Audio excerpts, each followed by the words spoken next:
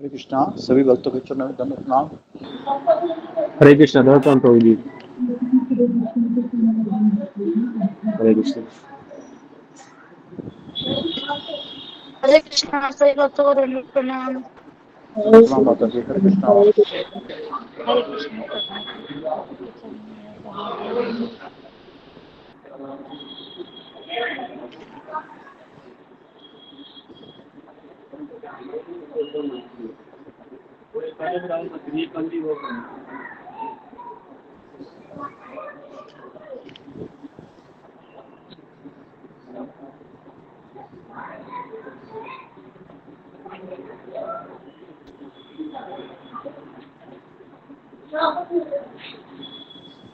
वो कटलेट है, कटलेट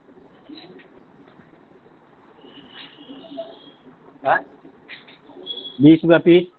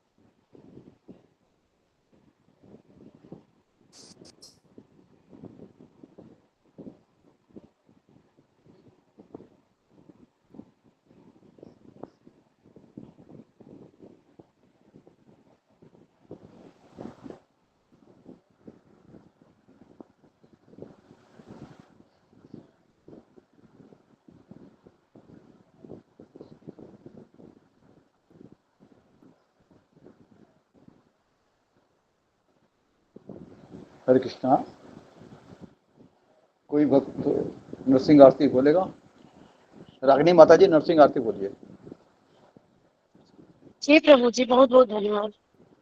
मैं बोलती हूँ।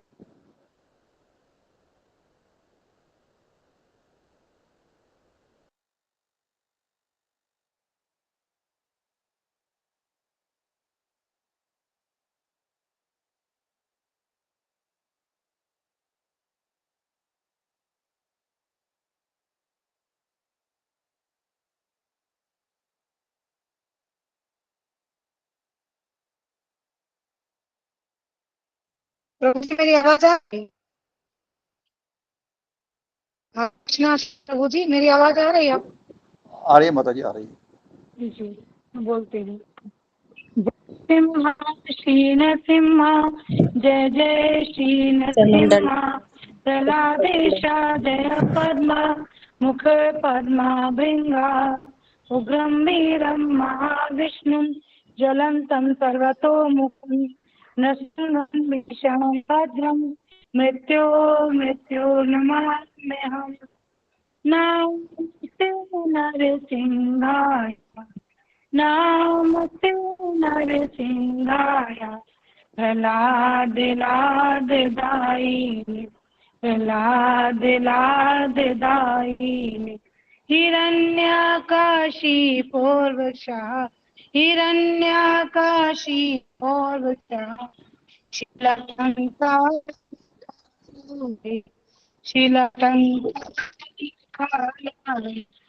तो न सिंगा पर तो न सिंगा तो न सिंगा पर तो न सिंगा यतो यामि ततो न सिंहा यतो यामि ततो न सिंहा बहिर्न सिंहा हृदये न सिंहा बहिर्न सिंहा हृदये न सिंहा नरसिंह शरणं प्रपदे नरसिंह शरणं प्रपदे तव कर कमलवरे नखा अद्भुत श्रृंगा दानिका शिपु तनु भृंगा केशव धृता नरहरिपा जय जगदीश हरे जय जगदीश हरे जय जगदीश हरे जय नरसिंहदेव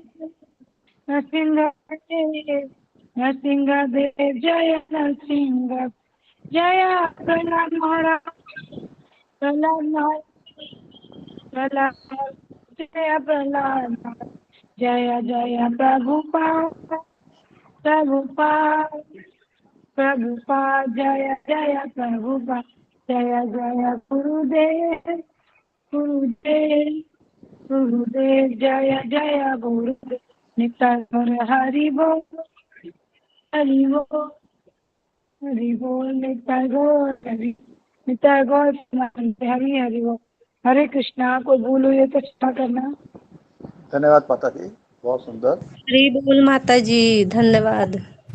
दस बहुत नामोपरांत अच्छा कौन बोलेगा? बहुत अच्छा बोला। हरे बोल हरे कृष्ण। 10 नामोपरांत कौन बोलेगा? हरे कृष्णा। सभी भक्तों को दंडवत प्रणाम। जी माता जी, दंडवत प्रणाम। 10 नामोपरांत हरे कृष्णा। सही भक्तों को दंडवत प्रणाम। प्रभु जी बोल दो। बोलिए माता जी, हरे कृष्णा। बोलिए जी माता जी जी। हरे कृष्ण। प्रभु की भूख नहीं है, ठीक है मेरे प्रभु पास आप किसी और से बुलवा दीजिए।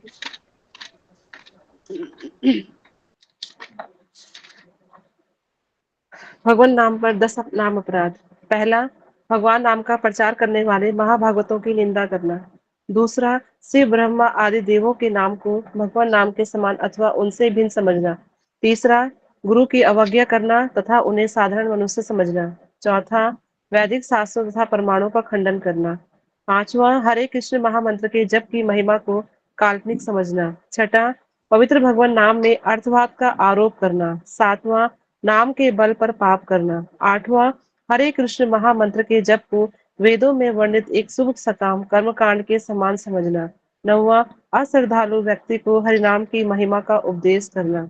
10वां, हरे कृष्ण महामंत्र के जप में पूर्ण विश्वास न होना और इसकी इतनी अगाध महिमा सुनने पर भी विषयासक्ति बनाए रखना।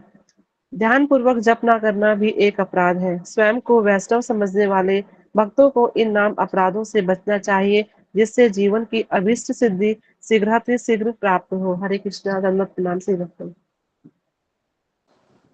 धन्यवाद माता जी। हरे कृष्णा। अब कल के बारे में कौन बताएगा?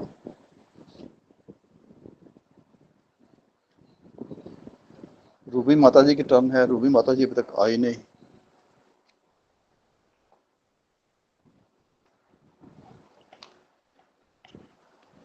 हरे कृष्ण। प्रभु जी दंडवत प्रणाम। सभी भक्तों के तरफ से दंडवत प्रणाम। दोनों प्रणाम माता जी। हरे कृष्णा।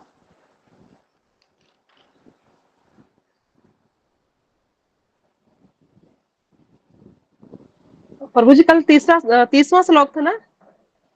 30वां। कल 30 कल तो उन्होंने, हाँ 31वां श्लोक था। नहीं, अच्छा वो लिखा नहीं प्रभु जी ने। 30वां में सोच कल 30वां होगा। जी जी।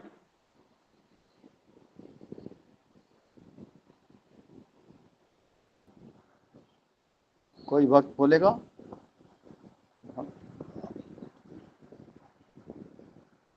नरसिंह आरती के समय तो हैंड रेस कर दिया था, अब भी कर दीजिएगा। सुलेखा माता जी ने हैंड रेस किया हुआ है, सुलेखा माता जी बोलेंगे?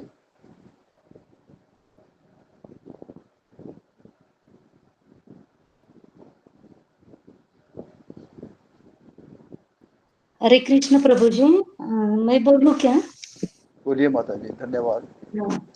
कल तो फ्रेंडशिप डे की वजह से वीडियो दिखाई थी कृष्ण सुदामा की, तो उसके बारे में है। तो भगवान सुदामा भगवान श्री कृष्ण के व्यक्तिगत मित्र है, भक्त भी है। कृष्ण उनको बोलते हैं कि सुदामा तुम मेरे सबसे अच्छे दोस्त हो। सुदामा अभी तो एक ब्राह्मण देव है, आपसे मिलने घर वापस आया, सबके से तो बदल गए। मुट्ठी भर पोहा में स्वर्ग के इंद्र से भी ज्यादा ऐश्वर्य उनको दिया था। क्षुद्र ब्राह्मण होने के कारण दिव्य उच्चतम भाव में सुदामा जी थे। सुदामा और कृष्ण का कैसे प्रेम का आदान प्रदान होता है, ये इस वीडियो में दिखाई दिया। उनकी पत्नी भी अपने बारे में कभी नहीं सोचती थी, पर उनके लिए चिंतित थी। भगवान भक्त की सहायता के लिए वो बोलती थी कि भगवान भक्त की सहायता के लिए तत्पर होते हैं। आप भक्त नहीं तो शरणागत तो है ही। शरणागत के लिए या ब्राह्मण हो तो भौतिक लाभ देने के लिए वे वंचित नहीं रखेंगे आपको। तो सुदामा बोलते हैं कि मुझे भौतिक लाभ नहीं चाहिए, कृष्ण को तो सिर्फ शुद्ध भक्ति चाहिए होती है। हम तो अभी शांति से जी रहे हैं, रहने के लिए घर है, खाने के लिए अन्न है, सब कुछ है अपने पास। पत्नी भी बोलती है कि पर्याप्त नहीं, देखो आप कितने कमजोर हुए हैं, कृपया आप द्वारका जाइए, ये सब मैं देख नहीं सकती। सुदामा जी बोलते हैं ठीक है, मैं भगवान श्री कृष्ण के साक्षात दर्शन तो कर लूंगा, मैं उनको लेकिन कुछ भी नहीं मांगूंगा, लेकिन मित्र के घर कुछ न कुछ लेके जाना चाहिए, कम से कम पान सुपारी तो लेके जाना चाहिए, ऐसा वो सोचते हैं। वो भी नहीं है हमारे पास। वो बोले, कृष्ण जी बोलेंगे कि भाभी ने मेरे लिए क्या भेजा है, ऐसे बोलेंगे। तो सुदामा बोले, हम क्या करें वसुंधरी, हमारे पास कुछ भी नहीं है। पत्नी जब अंदर जाके कुछ ढूंढ के लाती है, 4 मुट्ठी पोहा उसे मिलता है, वो बोलती है कि 4 मुट्ठी पोहा मिला। सुदामा जी बोलते हैं कि कम से कम पोहा तो मिला, ये अच्छा हुआ। वो बाद में बच्चों को भी बोलते हैं कि मैं अभी मेरे मित्र से मिलने जा रहा हूँ। सभी आनंदित हो जाते हैं और जय श्री कृष्ण बोलते हैं। सुदामा जी बाद में बोलते हैं कि भगवान मेरी पत्नी और बच्चों की रक्षा कीजिए, बोल के सुदामा वहां से निकलते हैं। बाद में वो द्वारका पहुंचते हैं। वो द्वारका कितनी सुंदर है, वे बहुत खुश होते हैं अपने मित्र की द्वारका देख के। वहां पे द्वारपाल को द्वारपाल उनको बोलता है कि कहो ब्राह्मण देव कहाँ जाना है, क्या आपके साथ कुछ अन्याय हुआ है, क्या कुछ अत्याचार हुआ है, क्या आपको दान दक्षिणा चाहिए? सुदामा जी बोलते हैं नहीं नहीं, मेरे साथ कुछ अन्याय अत्याचार नहीं हुआ है और मुझे दान दक्षिणा भी नहीं चाहिए, लेकिन मित्र द्वारकाधीश से मिलना है मुझे, वे मेरे मित्र है। द्वारपाल तो हंसते हैं इस बात पर, लेकिन फिर भी अंदर द्वारका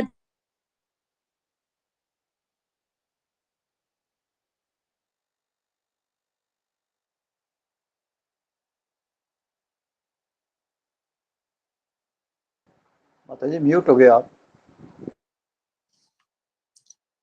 द्वारपाल हंसते हैं, फिर भी अंदर द्वारकाधीश को पूछने जाते हैं।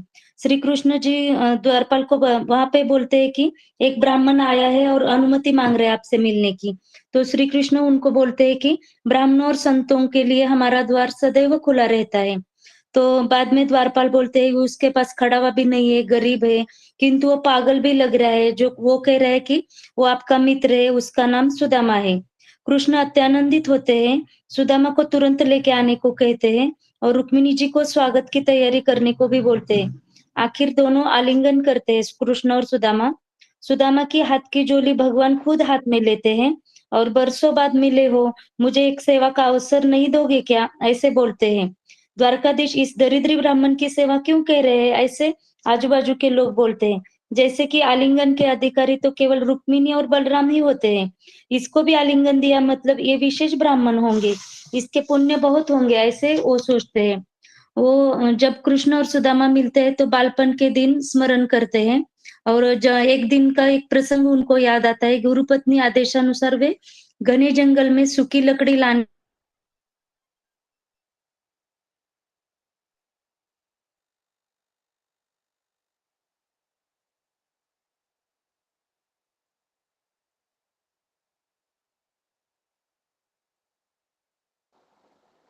हरे कृष्णा गुरु जी, शायद गुरु जी ने म्यूट कर दिया माता जी को।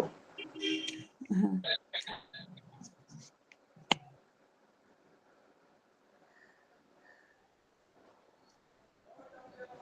बोलू क्या प्रभु जी? गुरु जी तो नहीं दिख रहा है।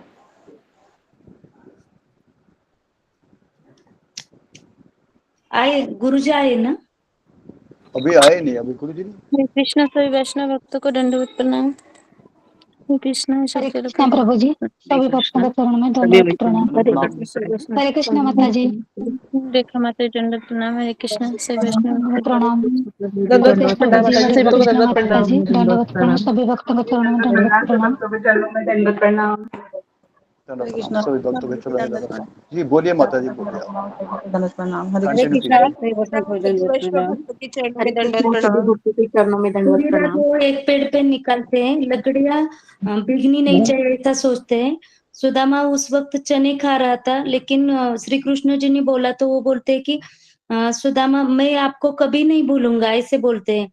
बाद में गुरुदेव जी को जब वो दोनों मिलते हैं तो गुरुदेव भी बोलते हैं कि गुरु के प्रति तुम आदरणीय हो, शरीर के कष्ट से के भी आपने ये सूखी लकड़ियां लाई, अपने गुरु के प्रति प्रामाणिक रहना, ऐसे ही बोलते हैं। बिना कठिनाई से अपना ज्ञान उद्धृत करोगे और आयुष्मान बहु का आशीर्वाद देते हैं वहां पे गुरु जी। गुरु के आशीर्वाद बिना सुख शांति समृद्धि पा सकता नहीं आदमी, मनुष्य जीवन उसी से सफल होता है। कृष्ण आप तो परम, सुदामा बोलते हैं कृष्ण आप तो परम पुरुषोत्तम भगवान है, आप पूरे ब्रह्मांड के स्रोत है, जैसे कि धर्म अर्थ काम मोक्ष इन सब का स्रोत कृष्ण आप ही हो। इसके बावजूद विद्यार्थी हो आपने अपने आनंद के लिए ये भूमिका ली, अन्यथा आपको मानव भूमिका लेने की आवश्यकता नहीं थी। अभी श्री कृष्ण जी बाद में पूछते हैं कि मेरे लिए क्या लाए हो? तुम्हारी पत्नी ने मुझे कुछ खाद्य पदार्थ दिए होंगे ना? मुझे इस किसी की आवश्यकता नहीं, लेकिन मेरा शुद्ध भक्त अगर मेरे लिए छोटी पत्ती, पुष्प, एखादा फल, छोटा सा जल भी मुझे दे, तो आनंद से मैं स्वीकारता हूँ और सेवन भी करता हूँ। लेकिन अभक्त ने मुझे बहुत मौल्यवान चीज भी अर्पित करी, तो मैं स्वीकार नहीं करता। ऐसे श्री कृष्ण जी यहाँ पे बोलते हैं। तो बाद में सुदामा जी पोहा देते हैं, तो इतना बढ़िया पोहा लाया है, इतनी मात्रा केवल मुझे ही नहीं पूरी सृष्टि को संतुष्ट कर देगी, ऐसे श्री कृष्ण जी बोलते हैं। उस वक्त रुक्मिणी माता भी वहां बोलती है कि अकेले ही खाओगे, हमें भी चाहिए। जैसे कि सुदामा को अब आराम करने को कहते हैं, वहां अब रात बिताई, दूसरे दिन सुदामा जी वापस जाते हैं। तो रास्ते में पूरा श्री कृष्ण की भेंट से आनंदित हुआ, आलिंगन यही सोचते रहते हैं, जैसे कि आंखों से अमृत पीने जैसा उनको वो सब कुछ लगता है। वो बोलते हैं कि कृष्ण परम कृपालु है, मुझे आलिंगन दिया, मेरी सेवा की, और ब्राह्मण के लिए ये उनके मन में बहुत आदर है। मैं दरिद्रता से पीड़ित हूँ, लेकिन भौतिक ऐश्वर्य से मैं मदोन्मत्त होकर उन्हें भूल जाऊंगा, इसलिए उन्होंने मुझे कुछ भी नहीं दिया, अच्छा हुआ। लेकिन जब वो घर वापस आते हैं तो झोपड़ी की जगह बड़ा भवन, बड़ा महल था। लोगों लोगों को बोलते हैं कि क्या मैं नींद में हूँ या सपनों में हूँ? तो नहीं, लोग बोलते हैं नहीं ये सब सच है, चलो हम अब उत्सव मनाते हैं। सुदामा जी बोलते हैं कि ये कैसे सब बदल गया, ये महल कहाँ से आया? तो उनकी पत्नी भी आती है, सब लोग आते हैं और बोलते हैं कि सुदामा जी आए हैं। सुदामा को देख के लोग धन्य होते हैं और वे बाद में बोलते हैं कि मैं तो हमेशा गरीब ही था, कृष्ण कृपा की दृष्टि सिवा ये कुछ हो नहीं सकता। भक्त से बड़े प्रेम से कुछ दिया तो भगवान तुरंत कृपा करते हैं। मैंने मुट्ठी भर पोहा दिया तो भगवान ने मुझे इतना इंद्र के स्वर्ग से भी बड़ा ऐश्वर्य दिया। मैं हमेशा निरंतर उनको चरण कमलों की सेवा करता रहूंगा। अब सुदामा को सब कृष्ण की वही बातें याद आती रहती हैं। और बाद में एक छोटे बच्चे का वीडियो दिखाई दिया, उसमें भी यही सब आता था, जैसे कि प्रसाद में वो मक्खन रखने को भगवान जी साक्षात उस बच्चे को दर्शन देते हैं और उसको बोलते हैं कि भक्तों की अर्चा प्रसाद के लिए विग्रह में मैं आता हूँ। और लोग दर्शन करने आते हैं तो जैसे कि आपस में बातें करते हैं, फोन पे बातें करते, वैसा नहीं करना चाहिए। मूर्ति सिर्फ मूर्ति नहीं होती, मूर्ति में तो साक्षात भगवान होते हैं।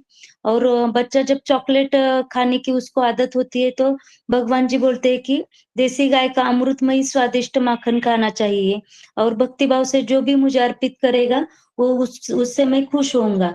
और सबके हृदय में जैसे भगवान रहते हैं, हृदय सन्निविष्ट, तो बच्चे के पिताजी के हृदय में सन्निविष्ट होके श्री कृष्ण ने बच्चे को साइकिल दिलाई। हरे कृष्ण गुरुजी, दंडवत प्रणाम। धन्यवाद माता जी, बहुत सुंदर, धन्यवाद।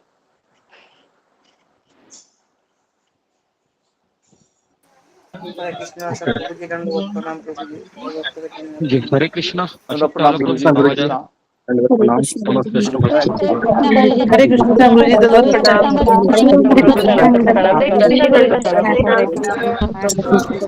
हरे कृष्णा। हरे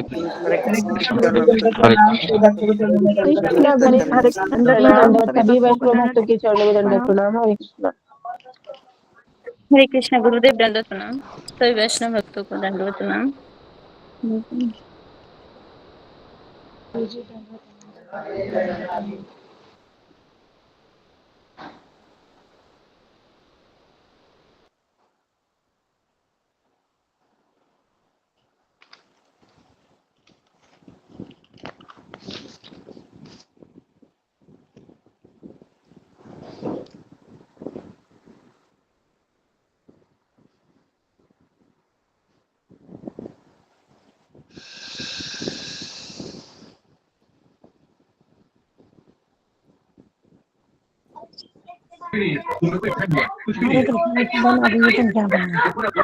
हरे कृष्णा। हरे कृष्णा कृष्ण कृष्ण हरे हरे। गुरु जी पंचांग प्रणाम। हरे कृष्णा गुरु जी, पंचांग हरे प्रणाम। कृष्ण। गुरु जी पंचांग हरे प्रणाम। कृष्णा गुरु जी पंचांग प्रणाम। हरे कृष्ण। पंचांग प्रणाम। हरे कृष्ण। हरे कृष्ण। हरे कृष्णा गुरु जी, दंडवत प्रणाम। हरे कृष्ण। जी ओके। ओम अज्ञानतिमिरन्धस्य ज्ञानाञ्जनशलाकया चक्षुरुन्मीलितं येन तस्मै श्री गुरुवे नमः। जय श्री कृष्ण चैतन्य प्रभु नित्यानंद श्री अद्वैत गदाधर श्रीवासादि गौर भक्त वृंद। हरे कृष्णा कृष्ण कृष्णा हरे हरे, हरे राम राम राम हरे हरे। Okay okay. हरे कृष्णा, सबका स्वागत है सत्र में। तो हम गीता को शुरू करते हैं। तो कल किसका टर्न था कुछ कहने का, कह नहीं पाए ऐसा कोई? रूबी माता जी का था माता जी। वैशाली माता जी का था। हाँ ठीक है, जल्दी जल्दी बोलो। पंचांग। हरे कृष्णा गुरु जी, जी पंचांग प्रणाम। ओके। हरे कृष्ण जी। किसका टर्न था? पुरसाली टाट माता जी का, वो जस्ट ज्वाइन हुई है गुरु जी। ठीक है।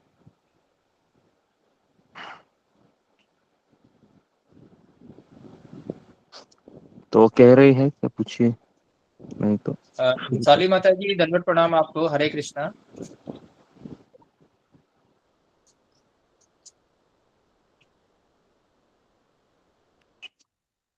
और महात्मा गांधी ने बोले कि मैं पहले से बताई थी कि गुरु के दुर्योधन के भाई पांडु के पुत्र थे, लेकिन पांडव ये धार्मिक थे और धृतराष्ट्र के पुत्रों ने उनके न्याय उचित राज्य को अनुचित ढंग से छीन लिया था। अब कुरुक्षेत्र नामक पवित्र स्थान पर दोनों पक्षों के बीच युद्ध शुरू होगा। युद्ध के नतीजे पर धृतराष्ट्र को पवित्र स्थान के प्रभाव का संदेह था, क्योंकि युद्ध ऐसी जगह पर होने जा रहा था जो धर्म क्षेत्र है। इसीलिए धृतराष्ट्र अपने सचिव संजय से पूछताछ कर रहा है। तो पहला जो श्लोक है आपके सामने दिख रहा है, जिसमें धृतराष्ट्र संजय से पूछ रहा है, धर्म क्षेत्रे कुरुक्षेत्रे समवेता युयुत्सवः मामका पांडवाश्चैव किम कुर्वत संजय। किम कुर्वत मतलब क्या किया। ओके, हे संजय, क्या किया? किसने क्या किया? मामका, मेरे पुत्र ने, और पांडवाश्चैव, पांडु के पुत्रों ने। कहाँ क्या किया? धर्म क्षेत्र था कुरुक्षेत्र, है ना, वहां पर वो किसके लिए जमा हुए थे? स्वयं कहता है धृतराष्ट्र कि युयुत्सवः, युयुत्सव मतलब युद्ध की इच्छा से वो एकत्रित हुए थे। अभी सवाल यहाँ पर यह आता है कि धृतराष्ट्र इस तरीके का प्रश्न संजय से क्यों करता है? इसके पीछे 4 कारण हैं। तो नेक्स्ट पीपीटी हम देखेंगे, नेक्स्ट स्लाइड, आगे बढ़ो। हाँ, तो यहाँ पर आप देख रहे हो कि 4 उसके मन में कारण थे ये सवाल पूछने के पीछे। ये 4 कारण कौन से थे? इच्छा। पहले तो धृतराष्ट्र की इच्छा यही थी कि कौन जीतना चाहिए? कौरव लोग जीतने चाहिए, क्योंकि वो मेरे पुत्र है ना। उसको लगता था कि मेरे ही पुत्रों को राज्य मिले। उसके बाद संदेह, संदेह मतलब भ्रम। क्या था संदेह? कि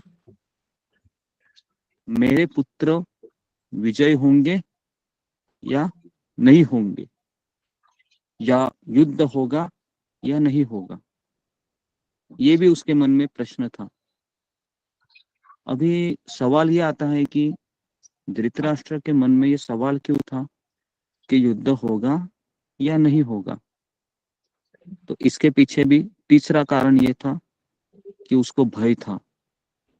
भय ये था कि कुरुक्षेत्र के प्रभाव में आकर अगर मेरे पुत्रों ने युद्ध करने के लिए मना किया या समझौता किया तो बहुत बुरा होगा। तो इसलिए उसके मन में एक भय था, क्योंकि पवित्र स्थान का एक अपना ही महत्व होता है। जिस तरीके से अगर कोई व्यक्ति पवित्र स्थान वृंदावन में जाता है तो वहां के वातावरण से वो आप्लावित होकर उसके मुख से भगवान का नाम निकल जाता है, चाहे वो कितना भी पापी क्यों ना हो।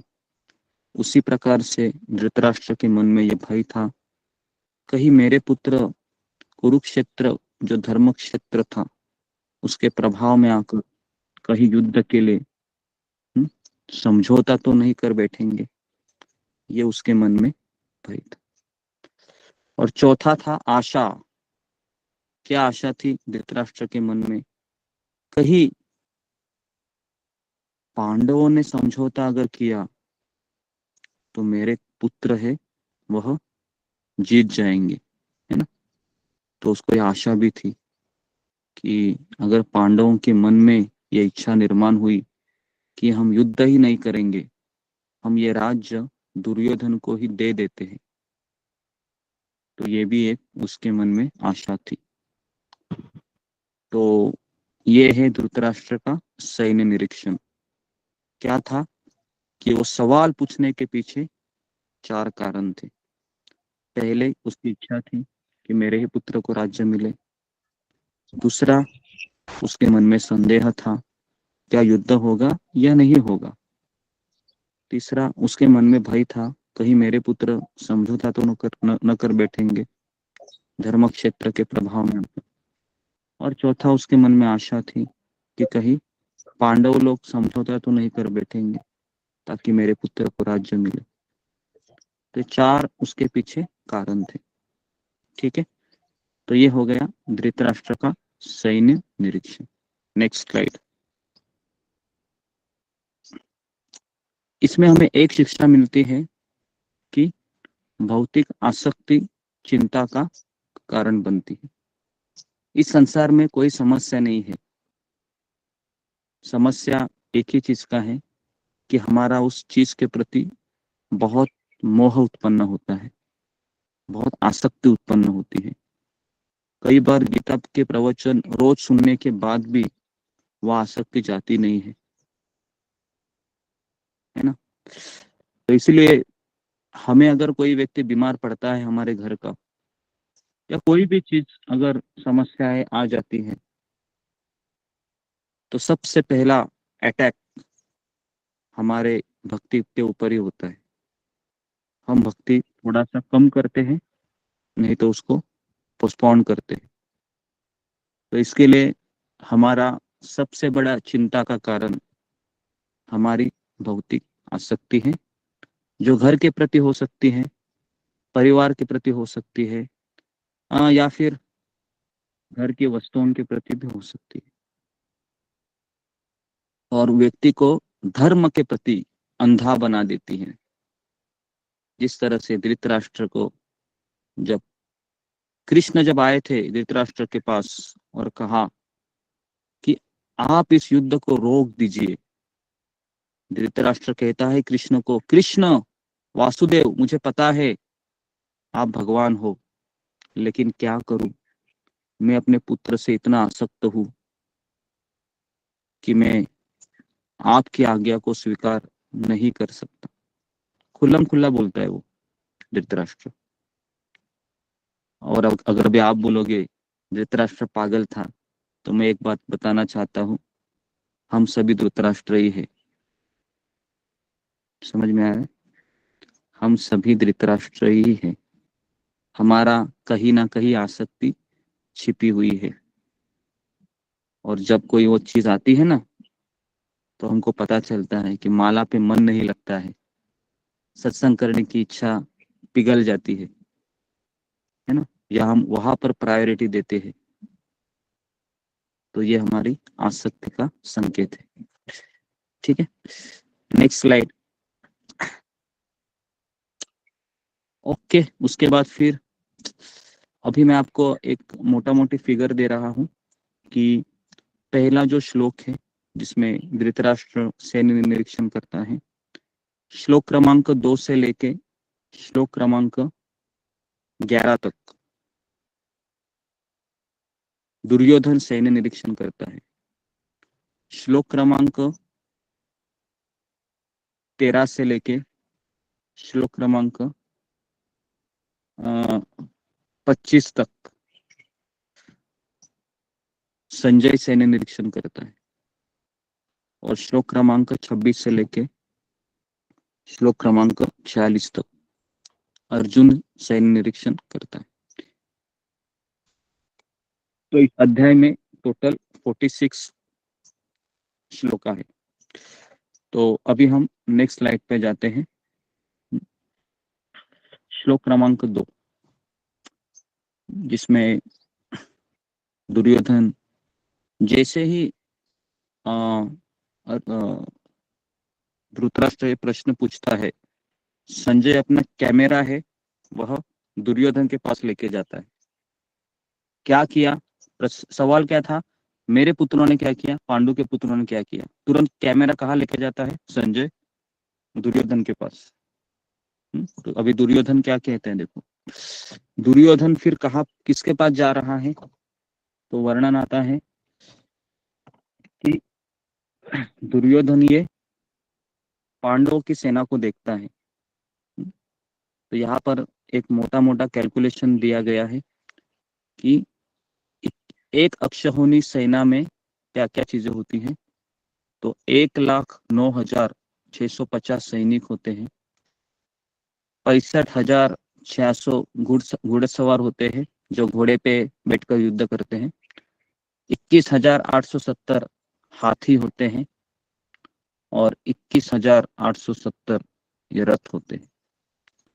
तो इस तरीके से एक अक्षौहिणी सेना को देखता है। और कल 2 दिन पहले हमने चर्चा किया था कि पांडवों की सेना में 7 लाख सैनिक थे, कौरव के पक्ष में 11 लाख सैनिक थे। अभी आप कहोगे क्या पांडवों की सेना में जो सैनिक थे, जो राजा ने भाग लिए थे, क्या उनका पांडवों के साथ हमदर्दी थी? तो इसका उत्तर है नहीं। उनका शत्रु कौरव के पक्ष से युद्ध कर रहा था, इसलिए वो पांडवों के साथ हाथ मिला दिए। समझ में आ रहा है? और पूरे कुरुक्षेत्र में 5 ही लोग जीवित 5, 6, 7 लोग जीवित बचते हैं, बाकी सब लोग मर जाते। ठीक है, नेक्स्ट स्लाइड।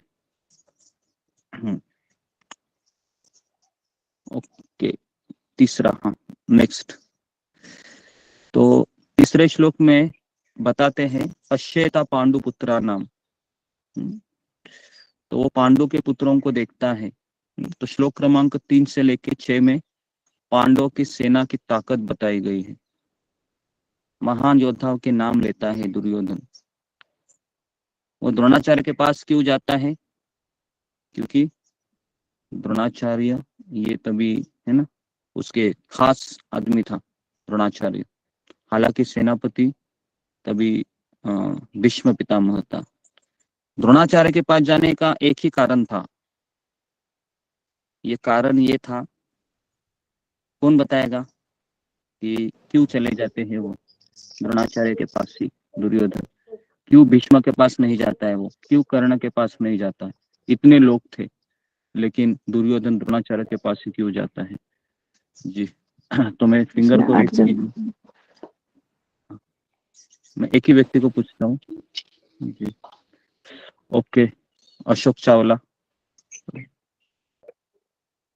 प्रणाम गुरुदेव। क्योंकि द्रोणाचार्य थे के शिष्य थे द्रुपद के पुत्र, दोनों ने इकट्ठे उनसे, द्रुपद उनका दुश्मन था और दोनों ने इकट्ठे शिक्षा ग्रहण की थी उनसे, वो दिखाने जी के लिए कि आपका शिष्य हमारे खिलाफ कितना वो अच्छी वो बना रहा है रणनीति, वो बताने के लिए। जी ओके, वेरी गुड। तो उत्तर ये है कि पांडवों का जो सेनापति था उसका नाम था, जो द्रुपद पुत्र था उसका नाम है धृष्टद्युम्न। और इनको शिक्षा किसने दिया था? इसको शिक्षा द्रोणाचार्य ने दिया था। तो अभी दुर्योधन बोल रहा है कि आप कितने मंद बुद्धि के हैं और आपका जो शिष्य है ना कितना बुद्धिमान है। तो दुर्योधन की हार का प्रमुख कारण था कि वह गुरु के प्रति अपराध करता है और यहाँ पर ही उसका विजय है ना, पराजय निश्चित हो जाती है।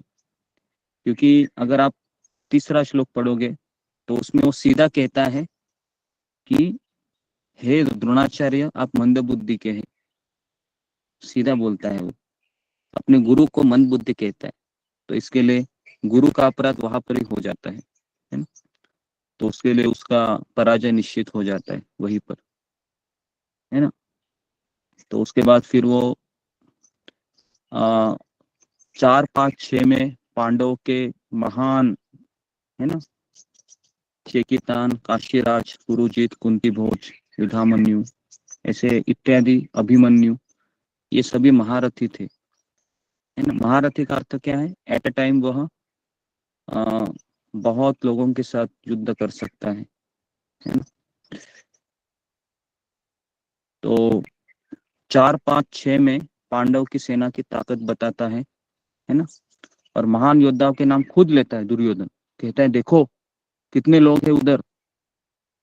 और बाद में सोचता है, ऐसा लगता है कि मेरी अपनी सेना हतोत्साहित हो रही है, क्योंकि सभी लोग सुन रहे थे ना। तो उसको लगा कि नहीं नहीं, अभी मैं अपने लोगों का भी नाम लेता हूँ। तो फिर श्लोक क्रमांक 7 से लेके श्लोक क्रमांक 11 तक है ना अपने पक्ष के महान योद्धाओं का नाम लेता है ना। तो श्लोक क्रमांक 7 में वो है ना भीष्म, कर्ण, कृपाचार्य, अश्वत्थामा, विकर्ण तथा भूरिश्रवा है ना, इनका नाम लेता है। हालांकि इसके बाद फिर 10 और 11 में वह तुलना करता है कि हमारी सेना ये भीष्म से संरक्षित है, लेकिन पांडवों की सेना ये भीम से संरक्षित है। और भीम का नाम इसलिए लेता है क्योंकि उसको पता था अगर मैं मरूंगा तो किसके हाथ से मरूंगा? भीम के हाथ से। तो इसके लिए वह भीम का नाम लेता है। तो एक्चुअली दुर्योधन में कोई इतना साहस नहीं था। दुर्योधन का 3 लोगों के ऊपर विश्वास था, इसलिए वो इतना डिंके मार रहा था। वो 3 लोगों का नाम है द्रोणाचार्य, भीष्म पितामह और तीसरा है कर्ण। अभी भीष्म पितामह ने शपथ लिया था मैं सबको मारूंगा लेकिन पांडवों को कुछ नहीं करूंगा। द्रोणाचार्य ने भी यही कहा था, मैं सबको मारूंगा लेकिन अर्जुन को मैं कुछ नहीं करूंगा। कर्ण ने कहा था कुंती महारानी को, जब कुंती आती है ना, और कर्ण को कहती है, कर्ण तुम मेरे ही पुत्र हो, तुम कौन्तेय हो, तुम कुंती के पुत्र हो, मेरे पुत्र हो तुम। कर्ण कहता है, माता ये तुमने क्या कह दिया, अभी तुमने मुझे ये कहा है। तो कुंती भीख मांग अपने पुत्र के पास आती है कि मुझे मेरे जो पुत्र है ना पांडव, उनको तुम कुछ क्षति नहीं पहुंचाओगे, मुझे वचन दो। कर्ण कहता है, तुम्हारे 4 पुत्रों को तो मैं जीवन दान दे दूंगा, लेकिन एक पुत्र है अर्जुन, उसको मैं जीवन दान नहीं दे सकता। तो इस तरीके से ये तीनों लोगों ने अपना अपना राय दे दिया था। तो यहाँ पर ही पता चलता है कि, है ना, हालांकि अर्जुन को तो कर्ण मार नहीं सकता था क्योंकि अर्जुन के पीछे स्वयं कृष्ण थे, फिर भी दुर्योधन सोच रहा था कि मैं जीत जाऊंगा।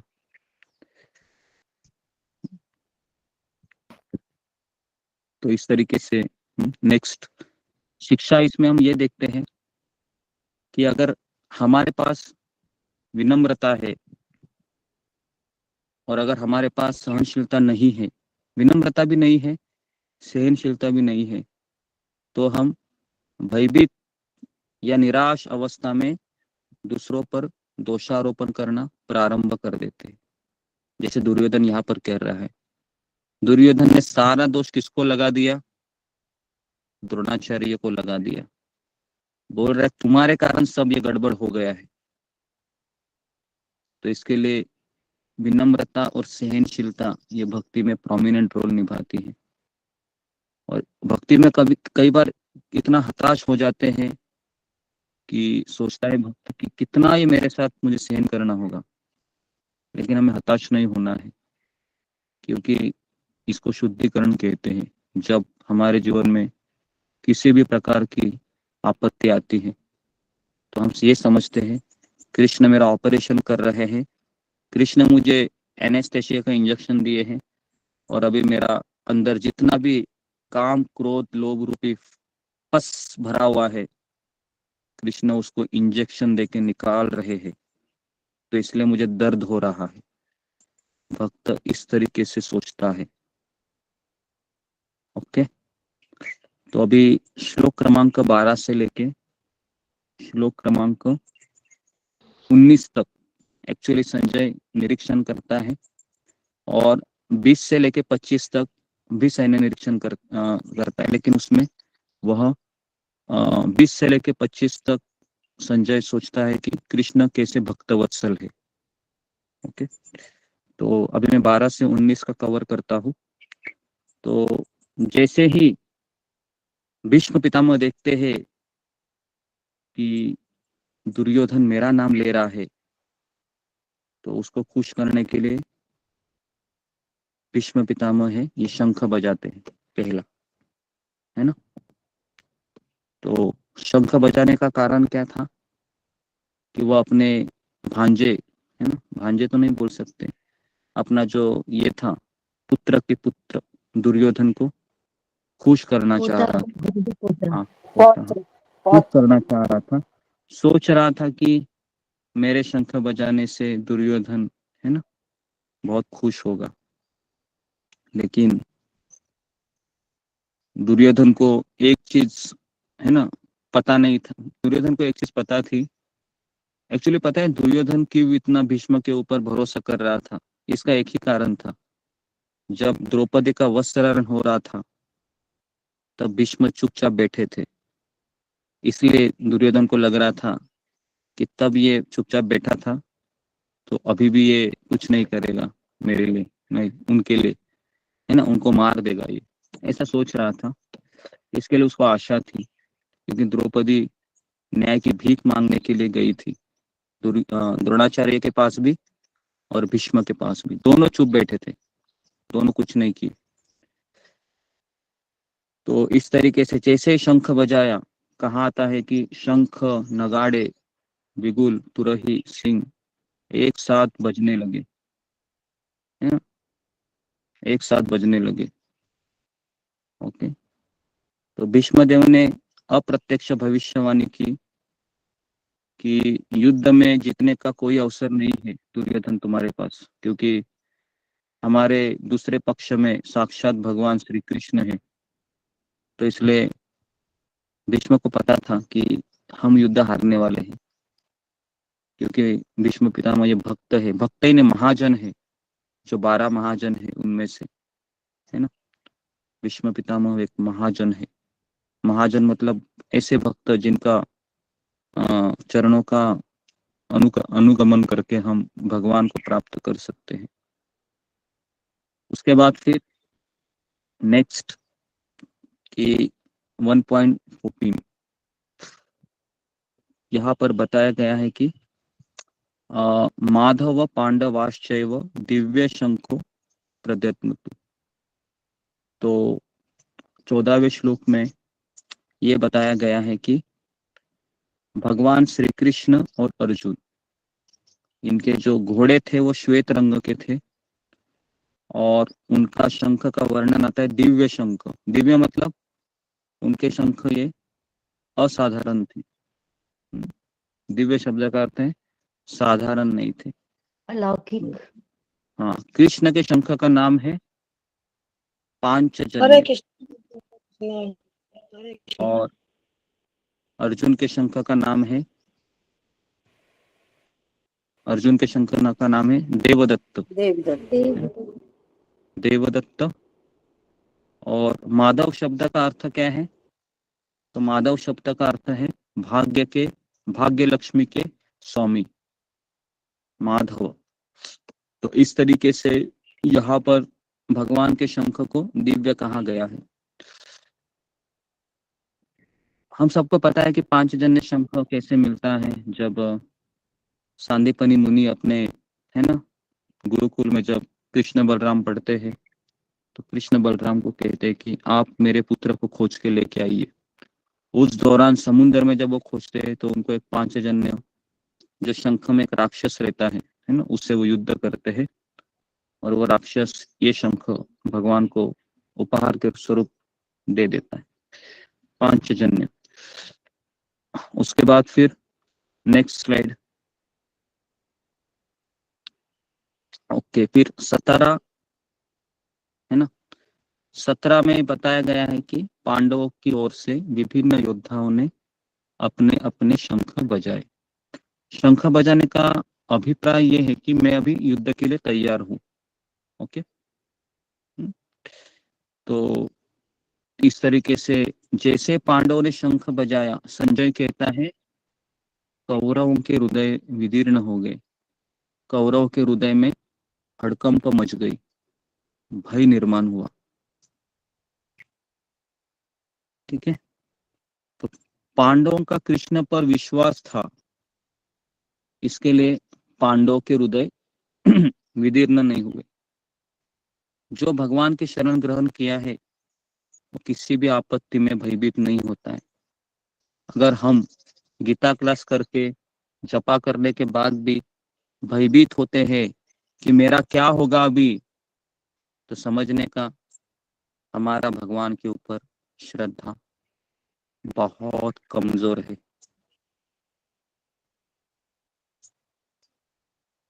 क्योंकि भक्त हमेशा भगवान के आश्रय में होता है। तो इसलिए हमें हमेशा चेक करना चाहिए। इसके लिए एक्चुअली कृष्ण इसलिए भक्त के जीवन में परीक्षा लेते हैं, जिससे भक्तों को पता चलता है कि मैं कितना अभी तक डरपोक हूँ, कि मैं रोज क्लास सुनता हूँ, रोज जपा करता हूँ, फिर भी थोड़ी कुछ चीज आ जाती हैं, तुरंत मेरे आंखों से अश्रु आते हैं। तो आंखों से अश्रु आना आप ये मत समझिए कि मैं बहुत प्रगत भक्त हूँ, नहीं। अगर कोई भौतिक परिस्थिति से मेरे आंखों से अश्रु आ रहे हैं तो समझने का कि मैं अभी भी अज्ञान में ही हूँ, अभी भी मेरी श्रद्धा बहुत कमजोर है। ओके, तो ये हो गया 19 श्लोक। अभी धृतराष्ट्र के पुत्रों को अर्जुन खड़ा देखता है ना? तो संजय कहता है कि अर्जुन के ध्वजा पर हनुमान जी अंकित थे। ओके, हनुमान जी अंकित थे और हनुमान जी ने भगवान को पूछा कृष्ण को कि मेरी क्या सेवा है यहाँ पर। तो कृष्ण ने कहा अभी त्रेता युग खत्म हुआ है, रामायण के तुम हीरो रहे, लेकिन अभी तुम्हारा समय चला गया है, अभी अर्जुन का समय है।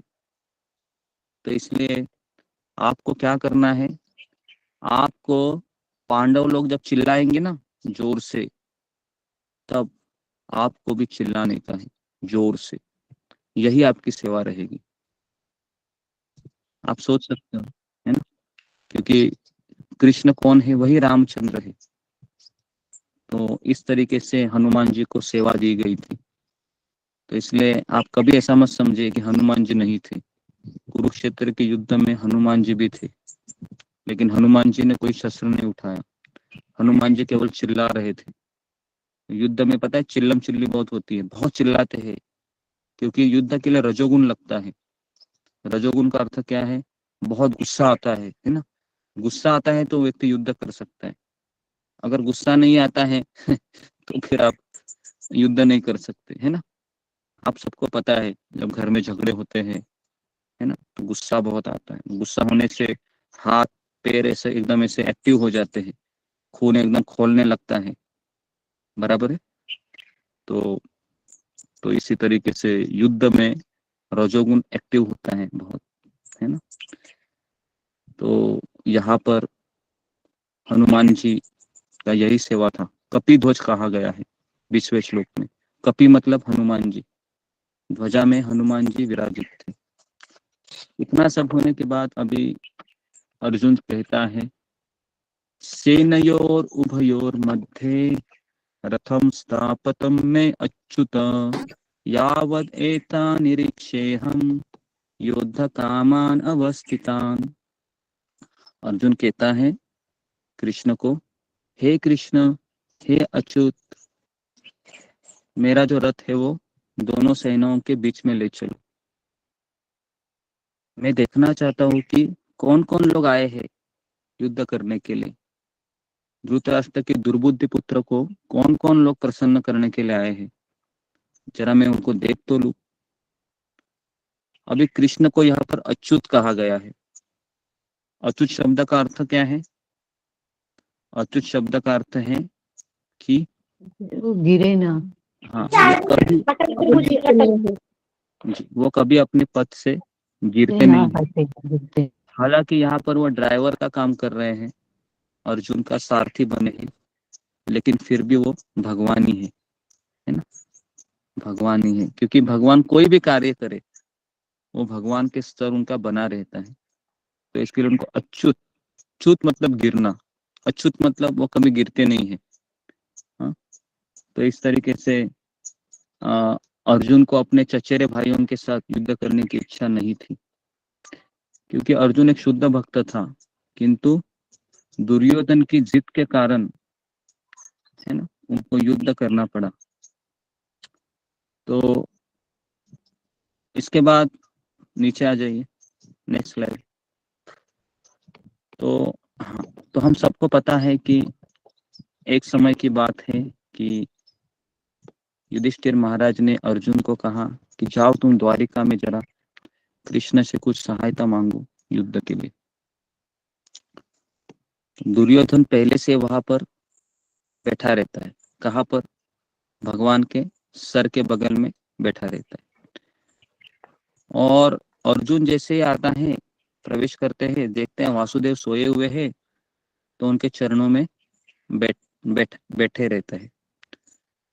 और कुछ ही समय के पश्चात जब वासुदेव कृष्ण जग जाते हैं, तो सबसे पहले किसको देखते हैं,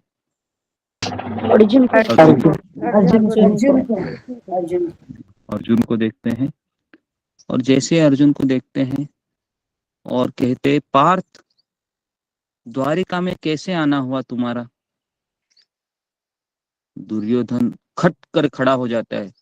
वासुदेव, मैं भी तो यहाँ पर आया हूँ, आपने तो मुझे देखा ही नहीं, हालांकि मैं अर्जुन के पहले आया हूँ। कृष्ण कहते हैं, अरे दुर्योधन जी, आप भी यहाँ पर आए हैं, आपका भी स्वागत है। तो कृष्ण कहते हैं अर्जुन को, पार्थ बताओ कैसे आना हुआ तुम्हें द्वारिका में। वापस दुर्योधन कहता है, वासुदेव पहले मुझे तो कुछ बोलने दीजिए। कृष्ण कहते हैं, दुर्योधन, अर्जुन ये तुम्हारे से छोटा है, कुछ मांगने का अधिकार पहले छोटे का होता है, तुम तो बड़े हो अर्जुन से, और वैसे भी ये तुम्हारा हस्तिनापुर नहीं है, ये मेरी द्वारिका है, यहाँ पर जो मैं कहता हूँ वही चलता है। दुर्योधन चिढ़ के गुस्से से शांत हो जाता है। मांगो पार्थ, तुमको क्या चाहिए। अर्जुन कहता है, हे वासुदेव कृष्ण, मुझे आप चाहिए। कृष्ण कहता है, देखो अर्जुन, तुम भी मेरे लिए प्रिय हो, और कौरव ये भी मेरे लिए प्रिय है ना? तो मैं युद्ध में कोई शस्त्र नहीं उठाऊंगा, तो सोच लो, एक जगह पर मेरी नारायणी सेना है जिसको तुम स्वीकार कर सकते हो, जिसमें से हर एक सेनापति है वह महारथी है। तो अर्जुन कहता है, कृष्ण, मैं चाहता हूं कि आप मेरे सारथी बने और मेरा मार्गदर्शन करें। कृष्ण कहता है, सोच लो अर्जुन, मैं युद्ध में कुछ शस्त्र नहीं उठाऊंगा। अर्जुन कहता है, मैंने सोच लिया वासुदेव, आप भले शस्त्र नहीं उठाएंगे लेकिन आप मुझे चाहिए। दुर्योधन के मन में लड्डू फूट रहे थे। दुर्योधन खड़ा होकर कहा, वासुदेव, अगर अर्जुन चाहता ही है आपको तो आप उनके साथ चले जाइए, मैं आपकी नारायणी सेना लेके चला जाता हूँ। तो दुर्योधन है वो नारायणी सेना लेके चला जाता है। और यहाँ पर हमको बहुत बड़ी सीख मिलती है। हमारे भी जीवन में कृष्ण यही दो पर्याय देते हैं। देखो, एक जगह पर मैं हूँ और दूसरी जगह पर मेरी माया है। तो मेरी माया बहुत खूबसूरत है, तुम्हें हमेशा सुख प्रदान करेगी।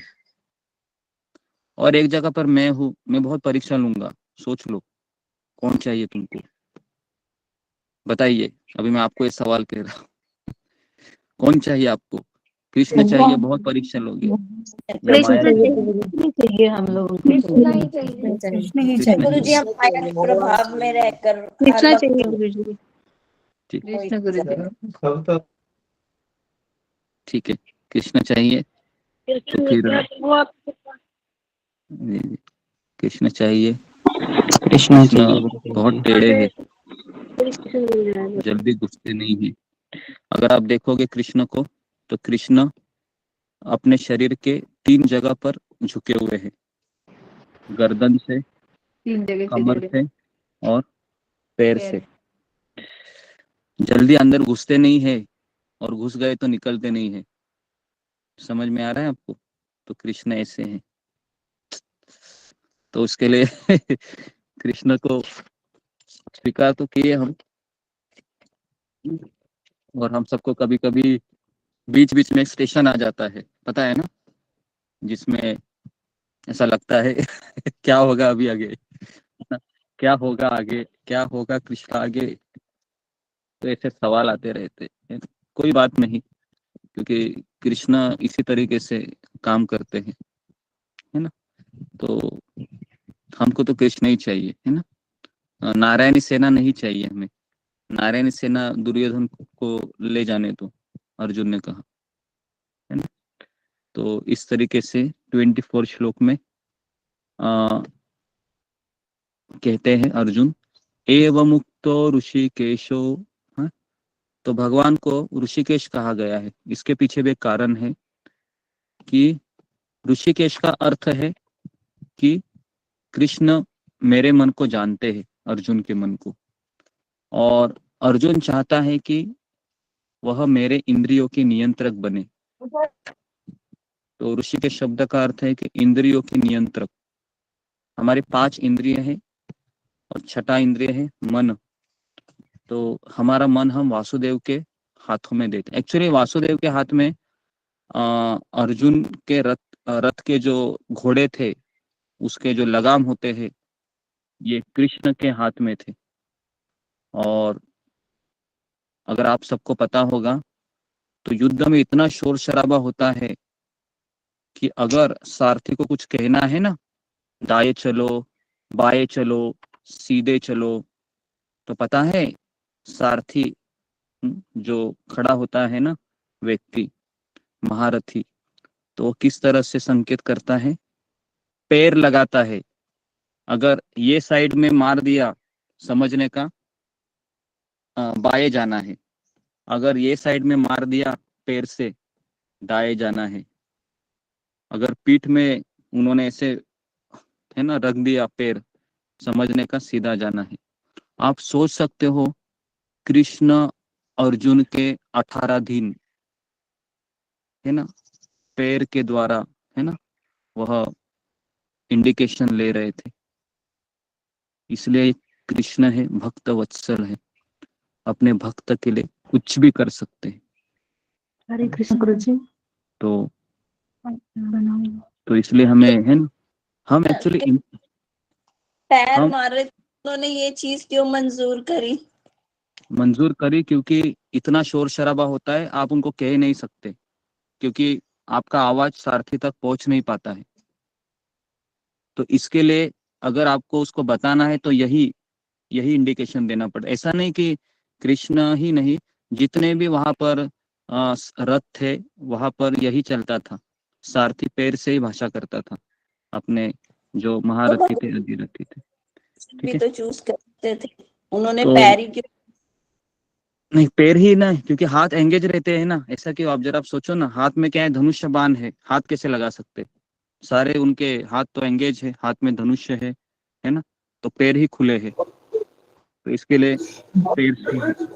अभी मेरा गुरुजी, कृष्ण जी सिर्फ मुंह से मार्गदर्शन करते थे, वो रथ अर्जुन के बताने के हिसाब से चलाते थे। हाँ, अर्जुन के रथ के हिसाब से चलाते थे हालांकि, है ना। तो इसके लिए सारथी का काम एक ही रहता है कि जो पीछे जो व्यक्ति है ना, उसके आदेश का पालन करना। अभी मुझे बताइए, कौन ऐसा पिताजी है जो अपने पुत्र के लात खा सकता है? कोई है? बताइए मुझे संसार में जो पुत्र है ना लातों से संकेत करता है। इस संसार में तो कोई नहीं है ना, केवल भगवान श्री कृष्ण ही है जो है ना। तो इसके लिए मैं बार बार आपको यही कहता हूँ कि जितने भी हमारे रिश्ते हैं, जितने भी हमारे नाते हैं, उससे कई गुना बड़ा रिश्ता एक ही है, हमारा जो भगवान के साथ रिश्ता है। क्योंकि ये रिश्ता है, ये शाश्वत रिश्ता है। बाकी सारे रिश्ते अशाश्वत है, टेम्पररी है। तो इसीलिए अगर वहां से दुख भी मिलता है ना, पचा लीजिए, क्योंकि वो अशाश्वत है। समझ में आ रहा है ना? हमें वहां से दुख मिलता है ना, तो हमारे शाश्वत रिश्ता को हम भूल जाते हैं थोड़े समय के लिए। तो इसलिए एटलीस्ट आज के क्लास से तो आप एक चीज ले लीजिए कि कृष्ण मेरे हमेशा के लिए है ना एक साथी है, परमात्मा के रूप में भी है और हमेशा रहेंगे। लेकिन यहाँ इस जीवन में जो मेरे साथीदार है, रिश्तेदार है, ये मेरे कुछ थोड़े समय के लिए ही मेरे साथ रहेंगे। इतना भी अगर आप सोचेंगे ना रोज, तो भी आप मन में हमेशा सुख का अनुभव करोगे, शांति का अनुभव करोगे। लेकिन ये भूल जाते हैं हम, और इसलिए हम इतना टेंशन लेके बैठ जाते हैं, मेरा क्या होगा, मेरा क्या होगा, इस तरीके से। ठीक है, नेक्स्ट। तो जैसे ही कृष्ण अर्जुन का रथ दोनों सैन्यों के बीच ले चलते हैं, तुरंत वहां पर 2 लोग दिखते हैं उनको। एक है भीष्म दूसरा है द्रोण। अभी आप बोलोगे कि वासुदेव कृष्ण ने रथ इनके बीच क्यों खड़ा किया, जहां पर ये पहले दो लोग देखे? इसका एक कारण भी था। कारण ये था कि अर्जुन का सबसे वीक पॉइंट था, ये दो लोग थे। कौन थे? भीष्म और द्रोण। भीष्म ये अर्जुन को इतने प्रिय थे कि उनके ही लाड़ पैर से वो बड़े हुए थे। और द्रोणाचार्य तो आपको पता ही है कि द्रोणाचार्य का सबसे फेवरेट शिष्य थे अर्जुन। तो इसके लिए जब देखा कि मेरे सामने दो लोग हैं, अर्जुन है वो भाव विभोर हो गया। अर्जुन ये भाव विभोर हो गया, और इतना भाव विभोर हो गया कि यहाँ पर कृष्ण ने अर्जुन को अज्ञान में डालते हैं, क्योंकि भगवान श्री कृष्ण अर्जुन को माध्यम बनाकर पूरे ब्रह्मांड का उद्धार करना चाहते थे, और इसलिए उनको ये गीता कहनी थी। जैसे अर्जुन अज्ञान में डालता है ना, तो 26 से लेके 46 तक अभी अर्जुन सैन्य निरीक्षण करेगा। ओके, तो अभी हमारे 3 लोगों का निरीक्षण कवर हुआ है। पहला है धृतराष्ट्र, दूसरा है दुर्योधन, और तीसरा है संजय। अभी अर्जुन निरीक्षण कर रहा है। कैसे निरीक्षण कर रहा है देखिए।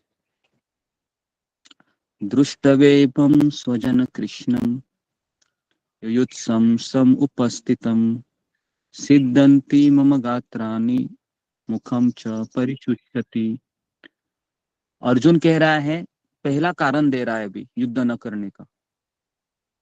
अर्जुन का जो शरीर है वो कांप रहा है, उनका मुंह सूख गया है, रोंगटे खड़े हो गए हैं, त्वचा जल रही है, चक्कर आ रही है ना। तो अर्जुन कह रहा है, हे कृष्ण, मैं युद्ध नहीं करना चाहता। तो पहला कारण दे रहा है कि मुझे मेरे संबंधियों के प्रति बहुत करुणा है। ये मेरे अपने लोग हैं, ये मेरे भाई है। भले दुर्योधन मेरा शत्रु ही क्यों ना हो, लेकिन ये मेरा भाई है ना। ये मेरे गुरु है द्रोणाचार्य, जिन्होंने मुझे शस्त्र विद्या सिखाई है। ये मेरे भीष्म है, जिन्होंने मुझे लाड़ प्यार से बड़ा किया है। मेरे सामने खड़े हैं वासुदेव, मैं कैसे इनके ऊपर बाण चलाऊं?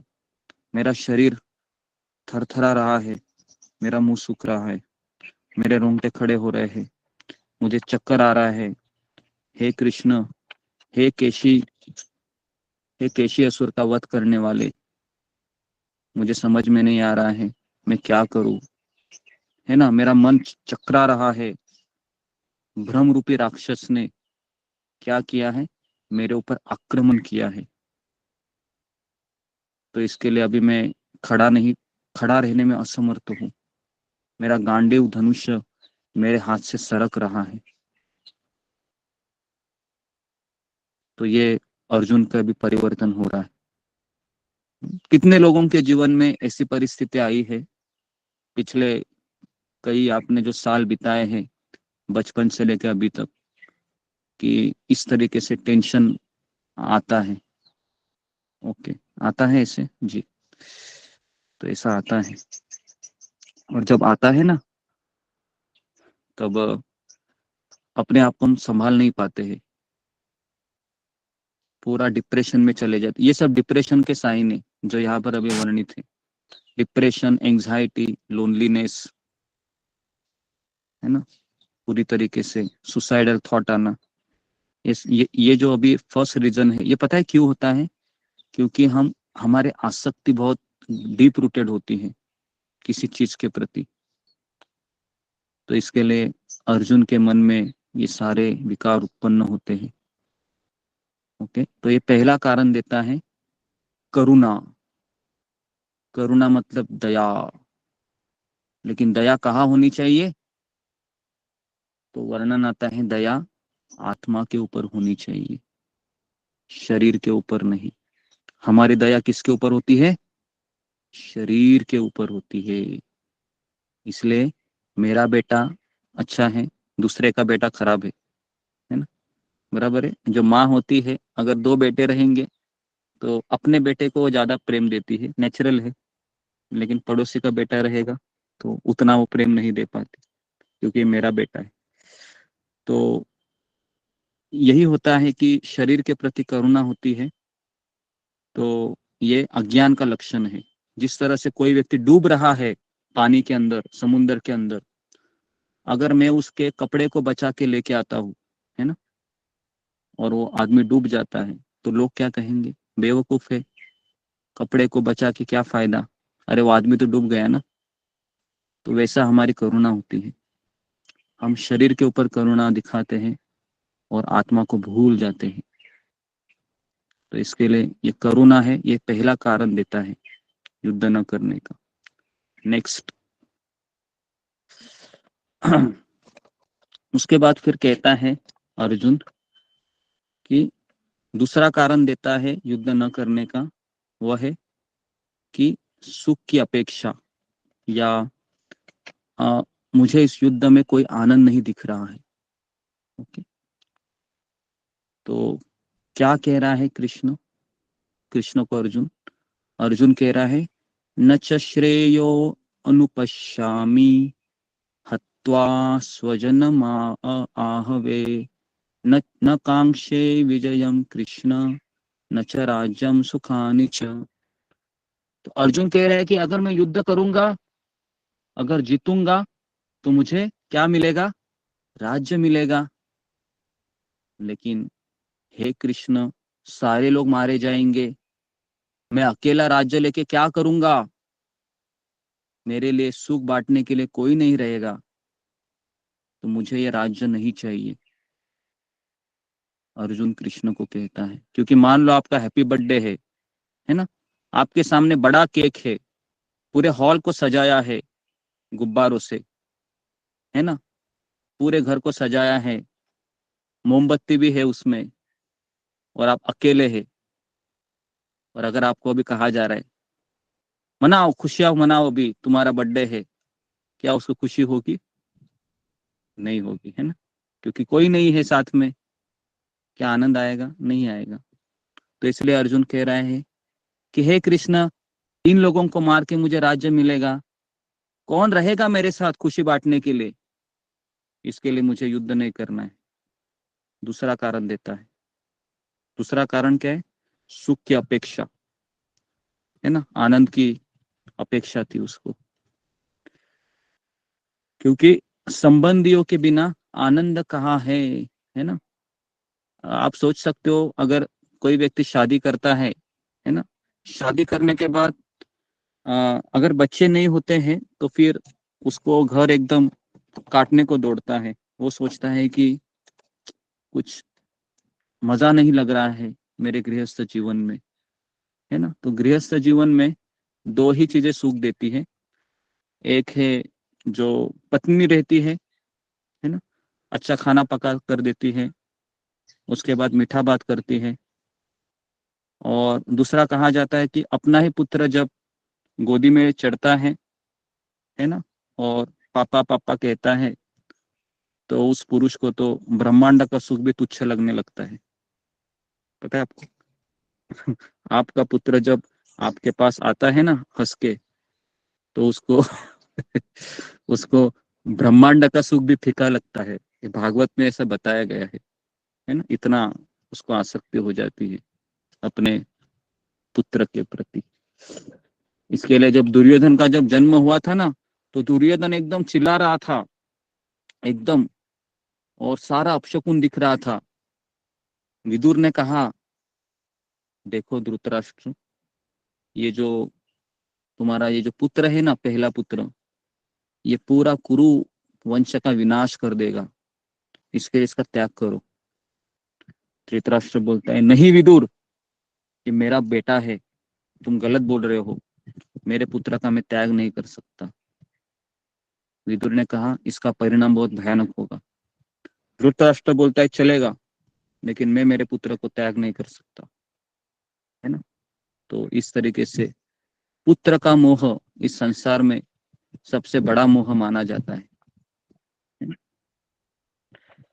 और इसका झटका तभी लगता है जब उसकी शादी होती है तब तक सब अच्छा रहता है तो इस तरीके से संबंधियों के बिना आनंद कहाँ है, दो कारण हो गए ना।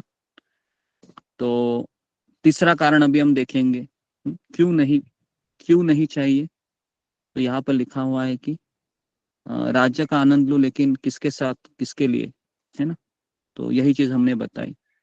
अभी 36 में तीसरा कारण बताएगा।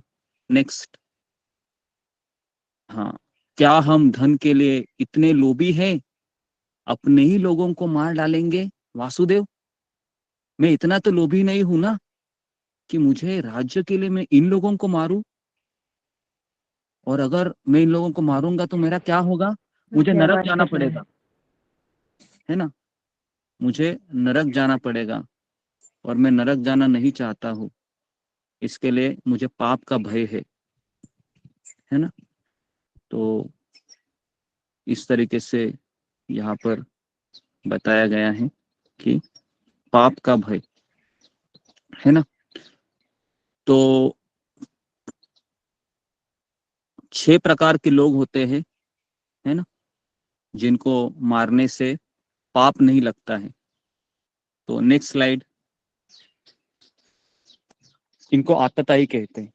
पहला लिखिए, जहर देने वाला, जहर देने वाला। दूसरा है घर में आग लगाने वाला। तीसरा है भूमि हड़पने वाला, जमीन। चौथा है हथियार से आक्रमण करने वाला। पांचवा है धन लूटने वाला, और छठा है पराई स्त्री का अपहरण करने वाला। इन 6 लोगों को मारने से पाप नहीं लगता है। हाँ, इसके लिए सांप को मारने से पाप नहीं लगता है, क्योंकि सांप ये जहरीला प्राणी है। जी विष का मतलब क्या हुआ, जैसे विष जहर वाला? जहर देने वाला। विष मतलब जो विष। पांचवा कारण क्या है? पांचवा बताइए। नहीं, आपके सामने ही देखो, है ना, स्लाइड में देखो 6 चीजें लिखी है, आप उसको नोट कर सकते हो। स्लाइड में देखिए, जहर देने वाला है, और घर में अग्नि लगाने वाला, भूमि हड़पना, उसके बाद फिर कहाँ गए, उसके बाद फिर हथियार से आक्रमण करने वाला, धन लूटने वाला, पराई स्त्री का अपहरण करने वाला। ये 6 प्रकार के लोगों को मारने से पाप नहीं लगता है। तो अर्जुन पूछता है, क्या हम धन के लिए इतने लोभी हैं, अपने ही लोगों को मार डालेंगे। कृष्ण कहता है ये सब आतताई है। अर्जुन कहता है आतताई हुए तो क्या हुआ, है तो अपने ही है ना। तो प्रॉब्लम अभी अर्जुन का क्या हुआ कि वो गलत तरीके से थोड़ा सोच रहे हैं। अर्जुन का आसक्ति मोह यहाँ पर हो रहा है कि वह सोचता है कि ये लोग भले ही आसुरी क्यों ना हो, लेकिन अपने ही लोग हैं, तो इसके लिए कैसे मैं मारूंगा। हालांकि एक क्षत्रिय का धर्म होता है कि अगर विपक्षी दल के द्वारा अगर युद्ध के लिए या जुए के लिए चुनौती देते हैं तो उसको अस्वीकार नहीं किया जा सकता। तो अर्जुन ने सोचा कि इसे स्वीकार न करना ही अच्छा है। तो अर्जुन इस तरीके से सोच रहा था, है ना। तो तीसरा कारण क्या है? तीसरा कारण है कि पाप का भय। अर्जुन को लग रहा था मैं पाप करूंगा, इनको मारूंगा तो। Okay, next. उसके बाद चौथा कारण देता है कि अगर मैं युद्ध करूंगा और सारे लोग मारे जाएंगे तो कुलक्षय प्रणश्यन्ति, समाज में नारी है वह क्या हो जाएगी, दूषित हो जाएगी। कुल स्त्रियों की सुरक्षा, तो कुल का नाश हो जाएगा क्योंकि सारी स्त्रियां विधवा हो जाएगी। जैसे ही सारी स्त्रियां विधवा हो जाएगी तो जो समाज के जो दुर्बुद्धि लोग हैं उसका गलत फायदा उठाएंगे, कुल परंपरा नष्ट होगी, अधर्म बढ़ जाएगा और जाति मिश्रण से अवांछित संतान उत्पन्न होगी। और फिर अर्जुन कहता है कि जल तथा पिंडदान की क्रिया समाप्त हो जाएगी, पितर लोगों का पतन हो जाएगा, पारिवारिक परंपरा विनाश हो जाएगी, परिवार के कल्याण के कार्यों का विनाश होगा। तो इसलिए चौथा कारण देता है अर्जुन कि मैं कुल नाश के हानिकारक प्रभाव का कारण नहीं बनना चाहता। तो इस तरीके से हम देखते हैं कि चौथा कारण अर्जुन देता है कि अगर मैं युद्ध करूंगा, इतने पुरुष मरेंगे, इतनी स्त्रियां विधवा हो जाएंगी और स्त्री का कोई आश्रय नहीं रहेगा और फिर स्त्रियों को कलुषित किया जाएगा और इससे समाज में हानि मच सकती है, तबाही मच सकती है। इसलिए हे कृष्ण, मैं युद्ध नहीं करना चाहता। तो इस तरीके से अर्जुन ये 4 कारण देता है और बाद में कहता है कि कितना आश्चर्य की बात है कि मैं इतना बड़ा पाप करने जा रहा हूं वासुदेव। और उसके बाद फिर वापस सोचता है कि अर्जुन कहता है वासुदेव मैं युद्ध नहीं कर सकता हूं और अपना धनुष तथा बाण एक और रख देता है और आंखों में आंसू लेके संतप्त हृदय से बैठ जाता है। तो यहाँ पर हमारा पहला अध्याय खत्म होता है। तो यहाँ पर हमको शिक्षा है, जब कोई व्यक्ति अर्जुन द्वारा यहाँ दिखाए गए दृष्टिकोण या मनोवृत्ति को विकसित कर लेता है तो वह भगवान की सहायता प्राप्त करने के योग्य हो जाता है। तो यहाँ पर हम देखते हैं कि अर्जुन जो प्रश्न कर रहा है, ये प्रश्न है वह शास्त्र के माध्यम से कर रहा है, क्योंकि वो समाज की चिंता कर रहा है ना। तो इसलिए हमें इस तरीके के प्रश्न है, कृष्ण कहते हैं कि अच्छा है तुमने इस प्रश्न को पूछा, है ना। तो समस्या क्या है, लेकिन प्रश्न तो बहुत अच्छे थे, लेकिन प्रश्न का निवारण करने के लिए गुरु की आवश्यकता होती है। तो हम दूसरे अध्याय में देखेंगे कि अर्जुन इतना भ्रमित होता है, इतना रोने लगता है, लेकिन कृष्ण अभी तक कुछ नहीं कहते हैं। और कृष्ण तभी बोलते हैं जब अर्जुन कहता है हे कृष्ण, मैं आपका शिष्य हूँ, आप मेरे गुरु हैं, आप जो भी कुछ कहेंगे मुझे स्वीकार है। इसके बाद कृष्ण फिर बोलना शुरू करते हैं। तो गीता का पहला अध्याय अर्जुन ही बोलता है, कृष्ण कुछ नहीं बोलते हैं पहले अध्याय में। और दूसरे अध्याय से कृष्ण बोलते हैं, अर्जुन सुनता है, अर्जुन सवाल करता है, कृष्ण गुरु के रूप में उत्तर देते हैं।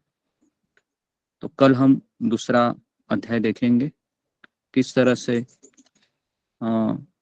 अर्जुन है कृष्ण को गुरु के रूप में स्वीकारते हैं और अपना अशांत मन है, उसके जो मन में जो ब्रह्म रूपी राक्षस उत्पन्न हुआ है, उसको कृष्ण है ना, क्या करते हैं, उसका वध कर देते हैं दूसरे अध्याय में।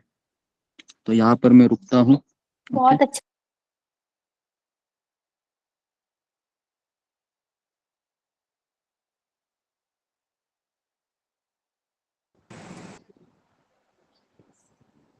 हरे कृष्णा, सभी भक्तों को दंडवत प्रणाम। ये वीडियो आपने देखी, ये लगभग मेरे ख्याल 1.5 साल पुरानी वीडियो है। हरे उपदेश कृष्ण दिया सर। था। सभी भक्तों को धन्यवाद। हरे कृष्ण प्रभु जी, हरे दंडवत कृष्णा, प्रणाम, सभी हरे भक्तों को कृष्णा। प्रणाम। राम माता जी। हरे कृष्णा सभी भक्तों को हरे कृष्णा गुरु जी, सभी भक्तों को चरणों में दंडवत प्रणाम। हरे प्रभु कृष्ण जी गुरु जी, चरण सभी भक्तों को दंडवत प्रणाम। हरे कृष्णा गुरु जी, सभी भक्तों के चरणों में दंडवत कोटि प्रणाम। कोटि प्रणाम। हरे कृष्णा गुरु जी दंडवत प्रणाम। हरे सभी कृष्णा भक्तों को हम सभी लोग दंडवत प्रणाम। कोई माता जी कोई हरे कृष्णा समस्त को दंडवत प्रणाम। हरे कृष्णा गुरु जी यहाँ पर हरे प्रवेश कीजिए। हरे कृष्णा सभी वैष्णव भक्तों के चरणों में दंडवत प्रणाम। हरे कृष्णा हरे कृष्णा प्रभु जी, हरे कृष्णा सभी भक्तों को दंडवत प्रणाम।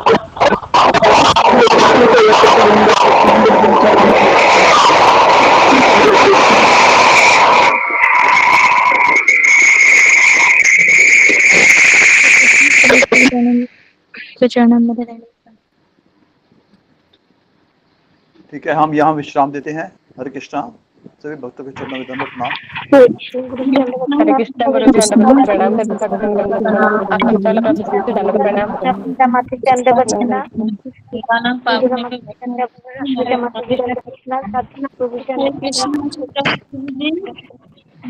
माता जी को कति कति दंडवत प्रणाम।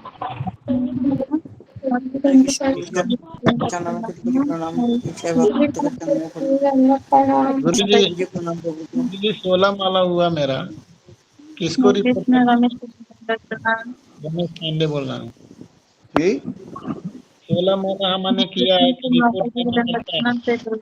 बहुत अच्छी बात है प्रभु जी, आप रिपोर्टिंग ग्रुप में डाल दीजिएगा। तो हमको डालने नहीं आता है ना, रिपोर्टिंग ग्रुप का नंबर मेरे को पास नहीं है। आपके फोन पास करके नंबर नहीं है बताएंगे। रिपोर्टिंग ग्रुप का? जी नहीं, नंबर नहीं है। नंबर रहेगा तो हम किसी से भी कहकर डलवा देंगे। आपका मोबाइल नंबर क्या है प्रभु जी? 95 जी 95618 जी 53181 53 181। किस नाम से लॉगिन करते हैं आप प्रभु जी? हरे कृष्णा डिवोशनल से। रमेश कुमार जी? हाँ ठीक है प्रभु जी, मैं आपको ऐड कर लूंगा, फिर आप रिपोर्टिंग ग्रुप में भेज दिया कीजिए। और हमारा पैसा देने में लेट हो रहा है, इसीलिए मेरा नाम जाना चाहिए वो एसी में एसी के लिए वो मायापुर जाने वाले के लिए। ठीक है प्रभु जी, मैं आपको ऐड कर देता हूँ, तो आप उसके बाद जब मर्जी भेज सकते हैं। ठीक है, अभी ऐड कर देता हूँ।